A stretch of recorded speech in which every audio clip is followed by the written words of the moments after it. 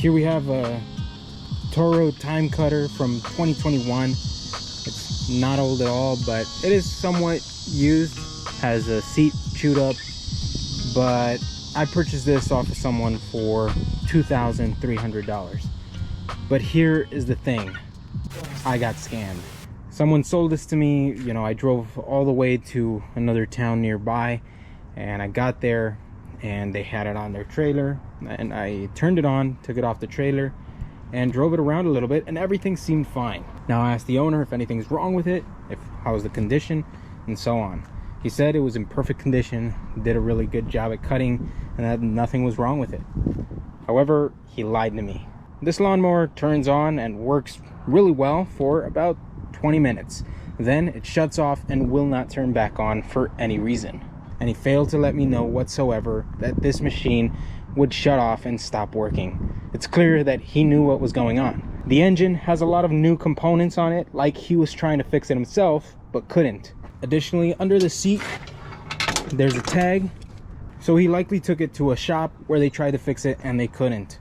So clearly he decided to sell it, and since it turns on and works fine for 20 minutes, he decided to scam someone. And I was the unlucky person to get this. Now $2,300 is significantly below what this is worth, but it's not what a non-functioning unit is worth. Fortunately, we're really handy with engines, and we're gonna try to fix this. Now what we're gonna do is take out all the fuel in the tank. We're gonna replace the filter, gonna replace the air filter, and do a little bit of maintenance on it to see if that makes the difference. I don't know how long this fuel has been in here, what conditions it's in, so that's how we're gonna get it started.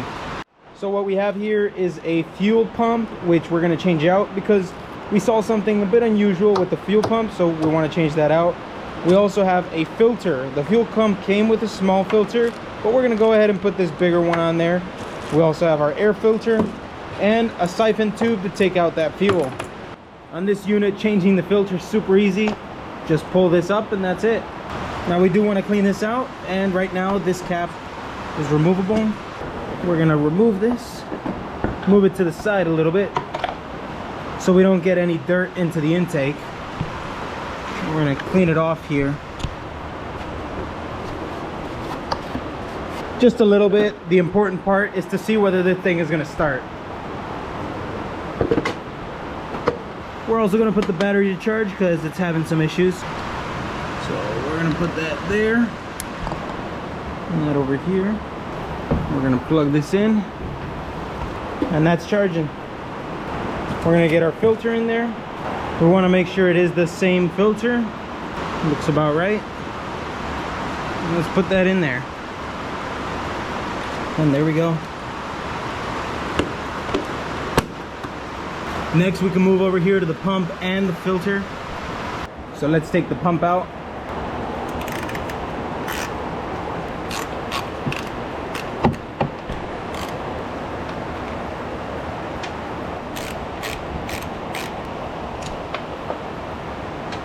We're gonna catch the fuel into a bucket here. So first, we remove these clamps. Let's take this one off.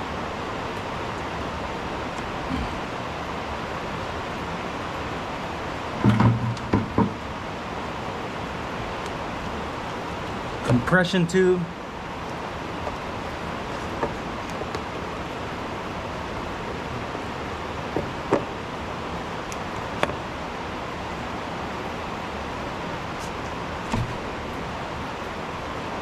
Our fuel is coming out there. We need to take out all our fuel anyway, so that's good.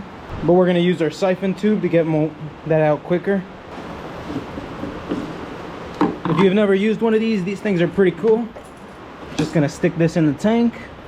You're gonna stick this end wherever you want that to go. Stick this in there, and then just move this up and down. Still got quite a bit of fuel. All right, that's not working.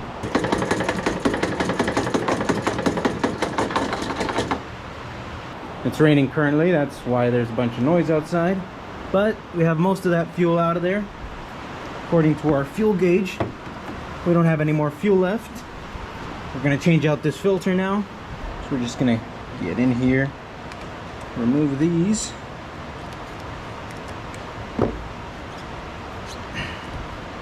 Take it off of this one. I can see there's like a little stick in there right now, so there's that. We also want to make sure we do have the same pump. These look identical, so it looks like we have the correct pump. High flow fuel filter from a good brand. Not really sure exactly which filter it is, but it'll be down in the description if you're interested in getting this filter. It's a pretty good filter. I'm just gonna put it in there. Get that clamp right over it, just like that. And get this little extension here, that over it. This one goes here, this one goes here. So we're gonna put that back right there where it goes.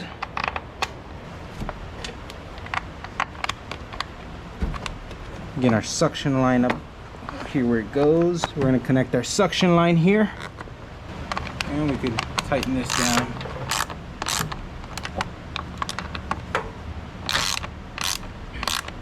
Filter change, the water pump, the air filter. We're gonna get some nice new clean fuel in here, see if that makes the difference. Let's get this fuel in here.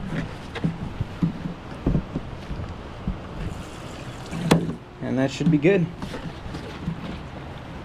Cover this right up. Let's 10 amp this. Choke. Let's see if it starts with that, but it should start with just that. Let's see. That's promising.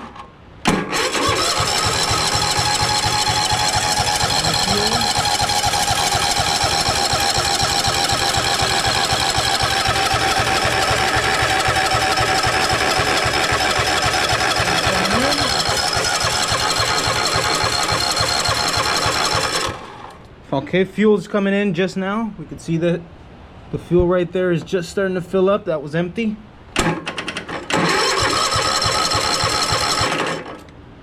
And it didn't start.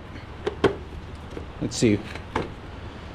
Okay, it didn't want to start. We're gonna give it some help with a little bit of ether.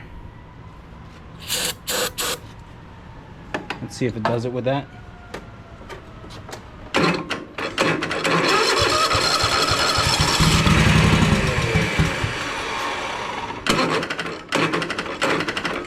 Nothing. All right, we're gonna try it again. Should start now. A bit of ether.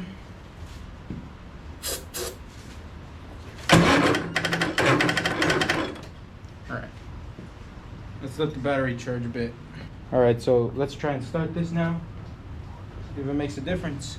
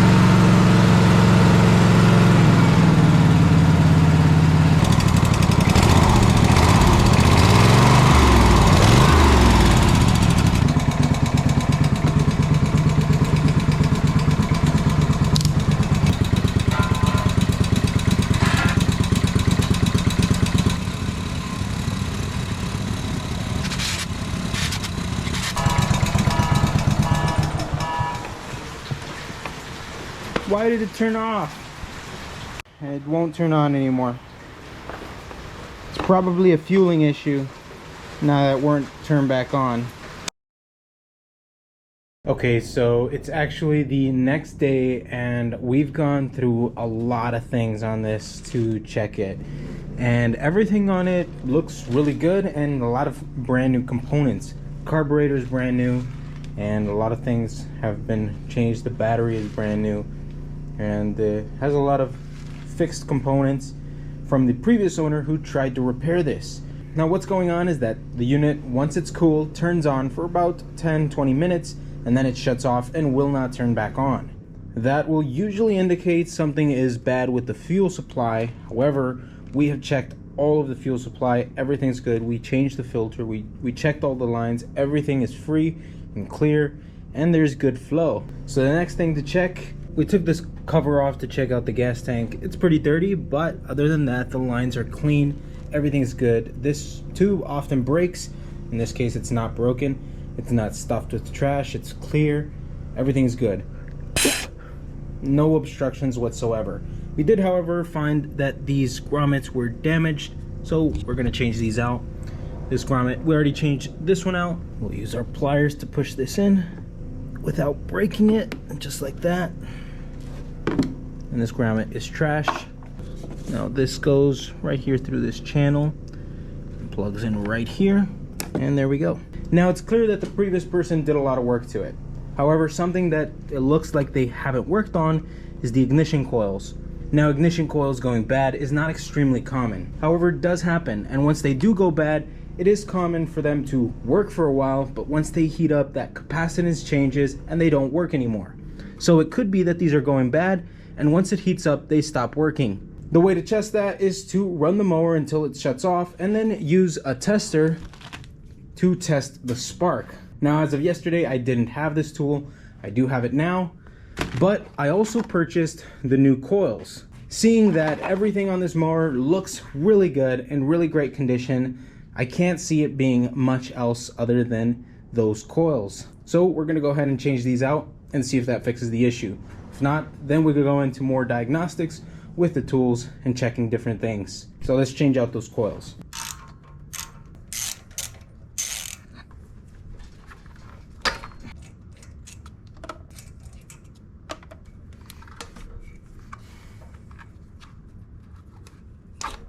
So we can pull this out, and let's check these that are the same as the ones we ordered.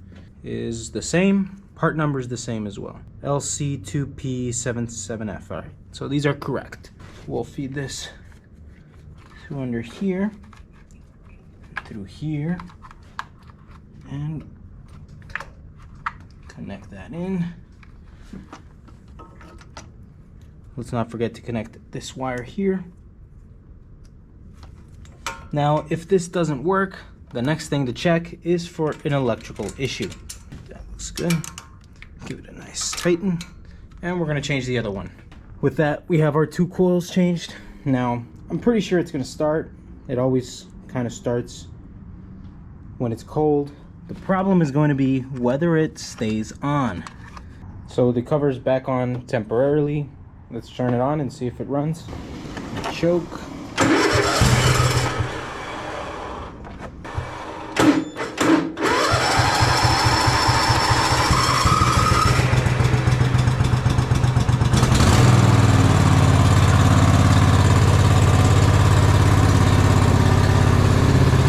Okay, so this time around, turned off 2 minutes in, 1 minute in.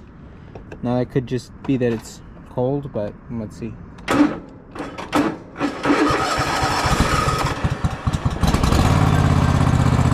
on.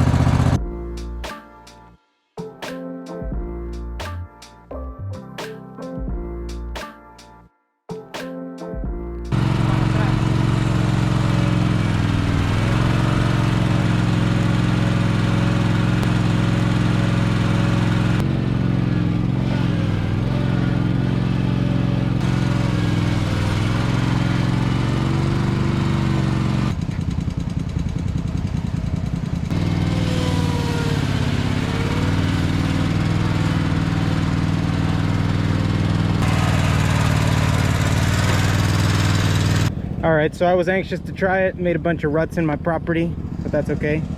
So far it's still running, so that's good.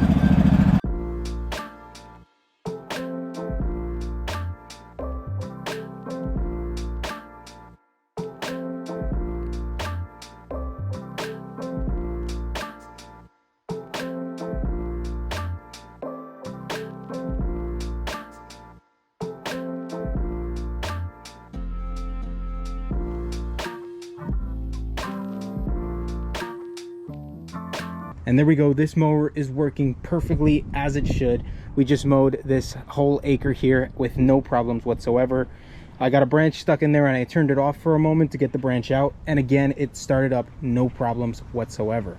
Now we spent a little bit of money on that filter, on the air filter, on the pump, but I'm not mad about that at all. That's maintenance I would have done regardless. Now what was wrong with the unit was the ignition coils, and those cost $37, which is not bad at all. So considering the costs of the coils, this unit working perfectly cost me $2,337. Now, I hope that whoever sold it to me spent a lot of time trying to figure it out. I hope that he spent a lot of money sending it out to get fixed and wasn't able to fix it, because he tried to scam me. So fortunately, I was able to fix it relatively easy, finding and diagnosing that issue.